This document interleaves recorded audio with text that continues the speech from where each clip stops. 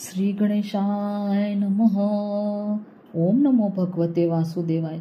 ब्रह्मा जी का यमराज को समझाना और भगवान विष्णु का उन्हें वैशाख मास में भाग दिलाना।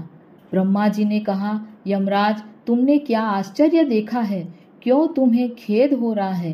भगवान गोविंद को एक बार भी प्रणाम कर लिया जाए तो वह 100 अश्वमेघ यज्ञों के अवभृत स्नान के समान होता है।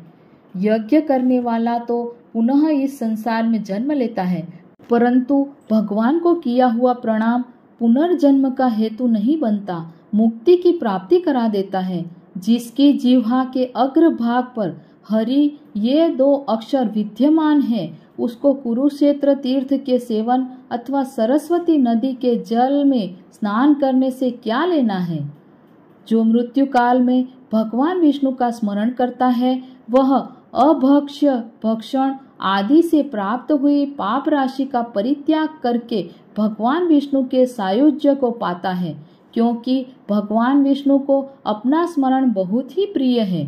यमराज, इसी प्रकार वैशाख नामक मास भी भगवान विष्णु को प्रिय है, जिसके धर्म को श्रवण करने मात्र से मनुष्य सब पापों से मुक्त हो जाता है।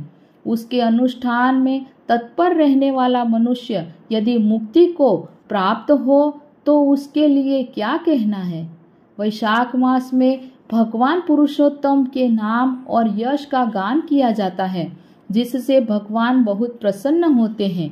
पुरुषोत्तम श्री हरि संपूर्ण जगत के स्वामी और हमारे जनक है। यह राजा कीर्तिमान वैशाख मास में उन्हीं भगवान के प्रिय धर्मों का अनुष्ठान करता है, जिससे प्रसन्नचित्त होकर भगवान विष्णु सदा उसकी सहायता में स्थित रहते हैं।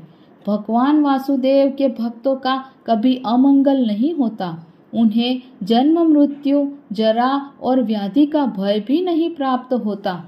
कार्य में नियुक्ति किया हुआ पुरुष यदि अपनी पूरी शक्ति लगाकर स्वामी के कार्य साधन की चेष्टा करता है तो उतने से ही वह कृतार्थ हो जाता है। यदि शक्ति के बाहर का कार्य उपस्थित हो जाए तो स्वामी को उसकी सूचना दे दे, उतना कर देने से वह अऊऋण हो जाता है और सुख का भागी होता है। जिसने उस प्रयोजन को स्वामी से निवेदन कर दिया है, उसके ऊपर न तो कोई ऋण रहता है और न पातक ही लगता है। अपने कर्तव्य पालन के लिए पूरा यत्न कर लेने पर प्राणी का कोई अपराध नहीं रहता। यह कार्य तुम्हारे लिए असंभव है, अतः इसके विषय में तुम्हें शोक नहीं करना चाहिए। ब्रह्मा जी के ऐसा कहने पर यमराज ने दीनवाणी में कहा, तात, मैंने आपके चरणों की सेवा से सब कुछ पा लिया। तब ब्रह्मा जी ने पुनः समझाते हुए कहा, धर्मराज, राजा कीर्तिमान विष्णु धर्म के पालन में तत्पर है। चलो हम लोग भगवान विष्णु के समीप चले और उन्हें सब बात बताकर पीछे उनके कथनानुसार कार्य किया जाएगा। वे ही इस जगत के कर्ता, धर्म के रक्षक और नियामक है। इस प्रकार यमराज को आश्वासन देकर ब्रह्मा जी उनके साथ क्षीर सागर के तट पर गए। वहां उन्होंने सच्चिदानंद स्वरूप गुणातीत परमेश्वर विष्णु का स्तवन किया। ब्रह्मा जी की स्तुति से संतुष्ट हो भगवान विष्णु वहां प्रकट हुए। यमराज और ब्रह्मा जी ने तुरंत ही उनके चरणों में मस्तक झुकाया।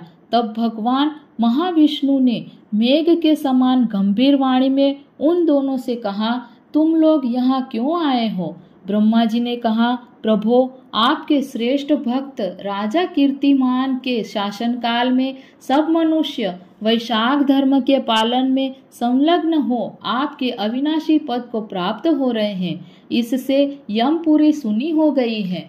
उनके ऐसा कहने पर भगवान विष्णु हंसते हुए बोले, मैं लक्ष्मी को त्याग दूंगा। अपने प्राण, शरीर, श्रीवत्स, कौस्तुभमणि, वैजयंती माला, श्वेत द्वीप, वैकुंठ धाम, क्षीर सागर, शेषनाग तथा गरुड़ जी को भी छोड़ दूंगा, परंतु अपने भक्त का त्याग नहीं कर सकूंगा।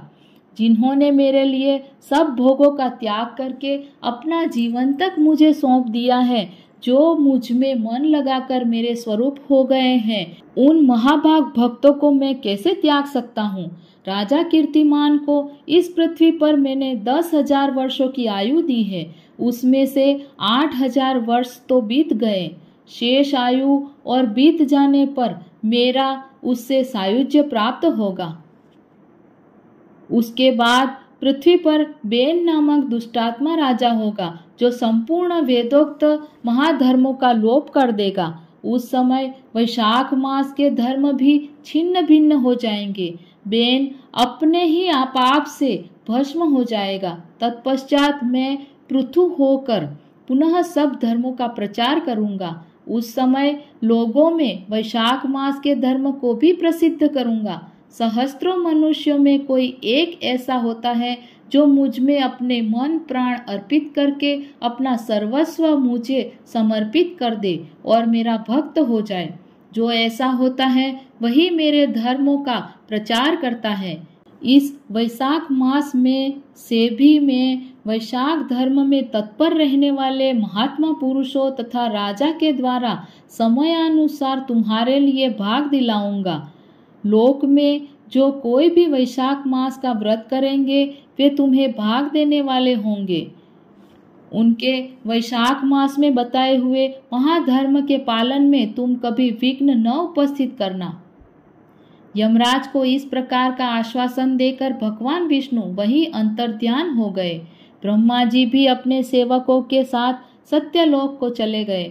उनके बाद यमराज भी अपनी पुरी को पधारे। वैशाख मास की पूर्णिमा को पहले धर्मराज के उद्देश्य से जल से भरा हुआ घड़ा, दही और अन्न देना चाहिए। उसके बाद पितरों, गुरुओं और भगवान विष्णु के उद्देश्य से शीतल जल, दही, अन्न, पान और दक्षिणा फल के साथ कांसी के पात्र में रखकर ब्राह्मणों को देना चाहिए।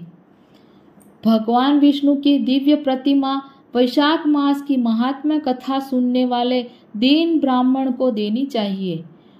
उस धर्म वक्ता ब्राह्मण को अपने धन से भी पूजित करना चाहिए।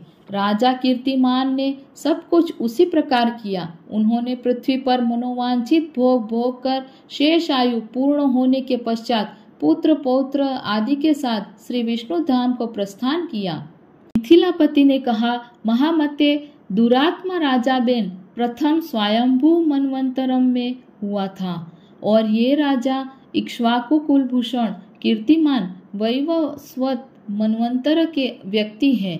यह बात पहले मैंने आपके मुख से सुन रखी है, परंतु इस समय आपने और ही बात कही है कि यह राजा जब वैकुंठवासी हो जाएंगे उसके बाद राजा बेन उत्पन्न होगा।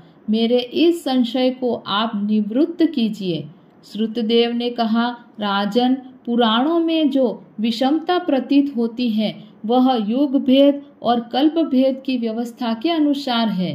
किसी कल्प में ऐसा ही हुआ होगा कि पहले राजा कीर्तिमान और पीछे बेन हुआ होगा। इसीलिए कहीं कथा में समय की विपरीतता देखकर उसके अप्रामाणिक होने की आशंका नहीं करनी चाहिए।